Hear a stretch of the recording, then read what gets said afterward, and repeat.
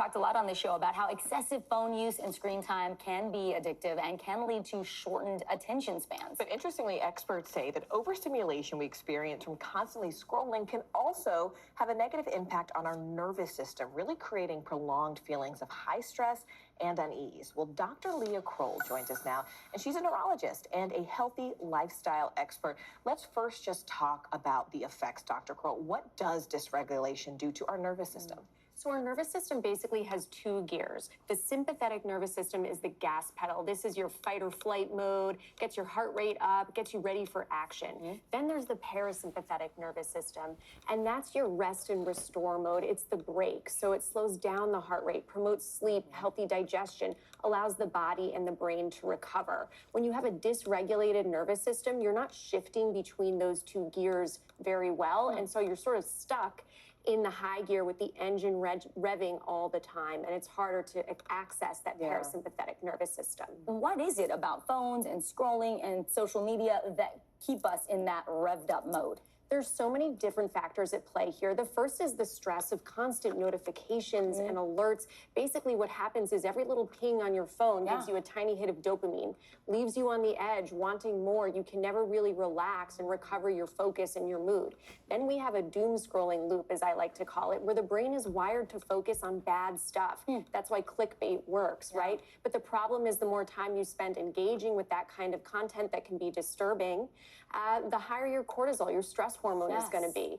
Then we have a hijacking of the brain's attention systems, where we're asking the brain in modern life to be constantly filtering out distractions, notifications, switching between videos, text, images. It's a lot to ask, and a brain is like a muscle. It gets tired, so you're drained. It impairs your ability to concentrate. Sleep disruption is a huge part of this, whether it's because you're so addicted to the algorithm you can't get off the phone to sleep, or because the screens are giving you blue light, which suppresses melatonin. That's your brain's signal to kind of power down. And if you're robbing your brain any opportunity to sleep, you're robbing it of its best bet for reset and restore.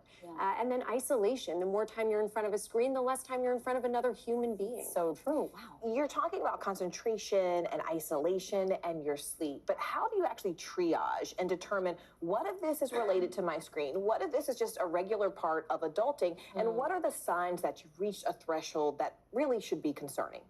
This is such a great question, and one that I get asked all the time in my clinic, because basically screen time and modern adulting daily life are fully intertwined at this point. So I think for virtually all of us, there's some component of this brain overload going on, whether you have other things that are contributing to your stress as well as individual, but all of us could stand to maybe look at how our screen time is affecting us, because there's no way it's not, no matter who you are. If these things are interfering with your daily functioning, interrupting your ability to do your job, to take care of the house, to take care of your family, that's when you really want to seek help. Before we go, Dr. Kroll, give us some advice. What are ways that we can limit this disruption?